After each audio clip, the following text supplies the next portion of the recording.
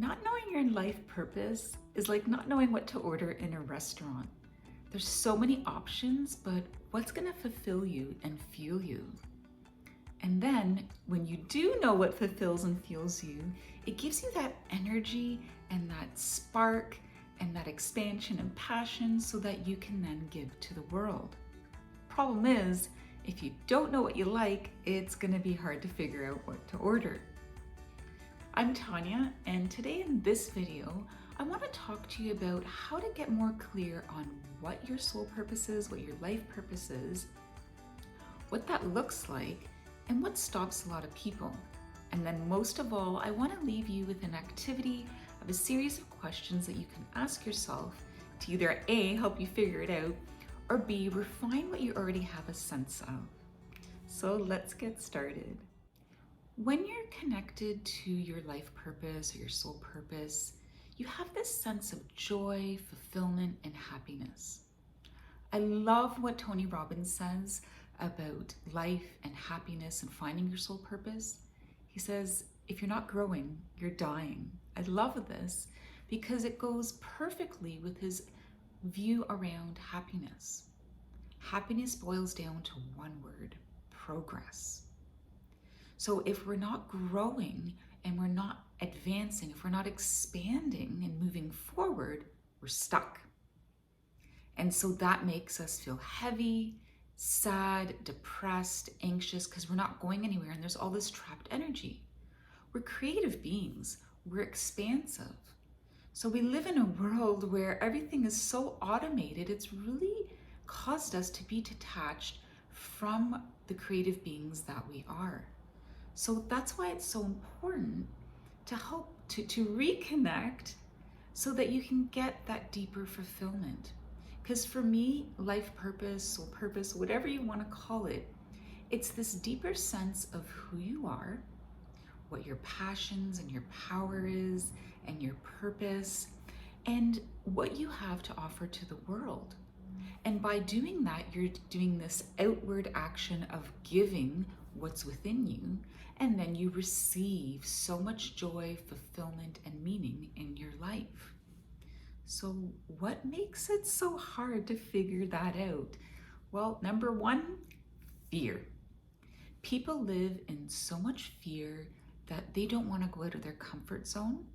And so then they keep on doing the same things over and over again to avoid a particular fear, which prevents them from growing. So going back to that progress, and if you're not growing, you're dying. It's all connected. And so the second one are limiting beliefs. So if you have a fear, okay, I have a fear around being around people and public speaking, for example, but I really want to do it because I'm passionate about a topic. But if you allow that fear to get away and you tell yourself, well, I can't do it, it's not going to happen, and then you remain stuck. On top of that, number three is you develop these coping mechanisms to avoid being around people, which then tells your nervous system, your brain, oh, you're safe. Keep on doing that. Keep on avoiding so that you can stay safe. The anxiety builds, and then you just get so trapped in this coping mechanism, you don't see how far away it's taking you from yourself and your passion. And number four is, well, doing that keeps you small. You're not sharing with the world what you have to offer. And then you're hiding and you're not allowing yourself to grow. And so what all this does is, as I mentioned earlier, it makes you stuck. It makes you stuck. And in order to get out of that stuck zone, you need to go out of your comfort zone. Just enough that you're growing, but you're not putting too much stress on your nervous system. You're not putting yourself in such a stressful situation that you get so triggered that it ends up being a horrible experience and then you never want to do it again. So you want to take steps that are just right for you, just out of your comfort zone, that you can grow, that there's enough discomfort that you shift and see, oh wow, I can do that. And then you face the challenge and you overcome it. The other piece, as I mentioned earlier, is this cycle of giving and receiving. It's really important to not just be giving and to not just be taking. And the last thing to keep in mind around this is human connection. We live in a world where you could literally stay at home and never leave. You could order your groceries, you can work from home, you could exercise in your home.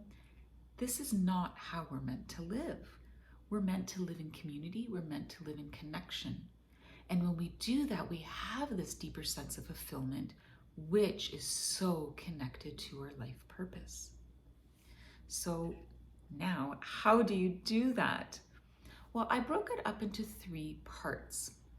The first part is connect.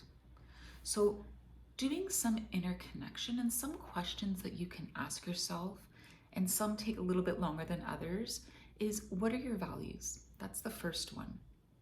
So what's most important to you in your life? And keep in mind when you do this exercise, I do have it in my introductory guidebook. You can check that out on my website. I'll make sure to put the link below. I have a map where you pick your values, but then you assess them in 3 categories so that you can go, okay, these are my 3 anchors. These are the 3 main things that are most important to me after making a list of about 10 values that are important to you. That's your guiding force. That helps you make decisions. And then it helps you stay connected to yourself. The second question to ask around connecting is, what is the meaning of life for you? What is life all about? So you first started going, well, what's important to you? But what's that deeper meaning? Is it about connecting with others? Is it about growing? Is it about exploring? Is it about, overcoming? What is that deeper meaning? Why are you here? Not just that robot action of going day in, day out of doing the same thing. So these take a little while. It's not something to necessarily be answered in one sit down of writing. It's something that you might want to meditate on, that you might want to reflect on for a week for each question. And so the next one, once we have a better sense of what's important to us, it allows us to better understand, well, what do you need? What is it that you need in life? What is it that you need to be happy, right? The more you know what your needs are, the happier you are, because then they're being met, because then you get, oh, wait, I need a glass of water. I'm feeling kind of anxious. Yep, that's why. Or I'm feeling kind of down. Yeah, I need more connection. I didn't have enough connection this week. And so that also helps you stay connected to your life purpose, because it's that deeper fulfillment that's being met. And then that connects it with, well, if you're having a hard time, think about too, like what gives you joy and fulfillment. Think about when you're a kid. What did you absolutely love doing? What gave you joy? What gives you this upward, bright, happy energy instead of this heavy energy that just like pulls you down? So doing that is also helpful so that you can connect with what's important to you, what your values are, what you need, what it is that the world and life means to you. That's a great starting point.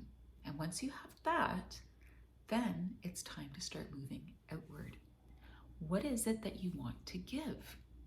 So the next one is thinking about what you want to give the world. All those passions and all that creative energy that's in you around a particular area, what do you have to offer the world, right? What do you absolutely love? And what are you really good at? So thinking about these things from your whole life, and it might be a skill that you haven't fully developed. Sometimes people are really in touch with a gift that they were born with and they just start doing it right away. That's not for everyone. But think about small, tiny things. It could just be even, I love putting things away, right? And look, I have a profession now that I teach people how to put stuff away. So it can be something that small. The next area is grow. So you've gone within, you figured out all that stuff that's in you, creative juices that you want to give to the world.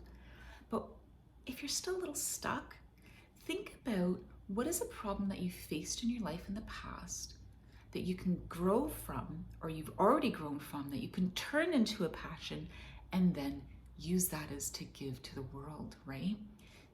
Is it a problem that other people are facing and you found a really great way to solve that problem and you want to share it with the world? So think about this too. Anger, passion, well, anger is Passion is anger and joy combined. So if you were in a situation where it brought a lot of anger, anger means action, you took that action and then it brought you joy to overcome it, you can turn that into a passion. So think about different things that you've overcome in your life that you could then turn into a passion and connect that to your life purpose. So the next one to think about that is around growing is, what fear has stopped you in the past from pursuing something that you already know, right? From pursuing a passion, but you allowed that fear to get in the way. Because if you don't overcome that fear, you might know what your life purpose is, your soul purpose, your passion, but you're not doing it because you're afraid. So it's really important to identify those and ways that you can overcome those fears one step at a time. And then the other one to think about is, what did you learn? The other one is, what do you need to learn, change, or know to live out your life purpose? Is there a skill that you need to further develop?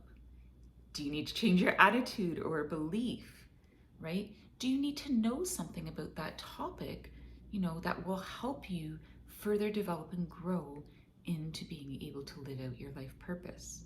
Now, keep in mind, doesn't mean that it has to be a profession. For some, their life purpose is having a family. For others, it could just be mastering deep, meaningful relationships. So it could be a bit of both, a bit of personal stuff. It could be something where you're giving to the world and it's through a business or through a line of work or a profession. So it can look many different ways, and it's about identifying those parts and slowly developing each of them. So to recap, living out your life purpose looks like joy, fulfillment, meaning, and being connected to your passions, where you're able to give them to the world and where you're able to receive that fulfillment from living out that passion. Don't let your fear get in the way and those limiting beliefs and just those habits and those ways of being that keep you in your comfort zone instead of getting you out of your comfort zone, connecting with community, and in that flow of giving and receiving. So go through that process of connecting within and then seeing where you want to give, and then lastly, seeing where you want to grow. I'm Tanya. Thanks so much for watching. And please do like and subscribe and check out my links in the comments section for any mini offers, my free clarity call, as well as my memberships. Thanks, take care, and see you next time.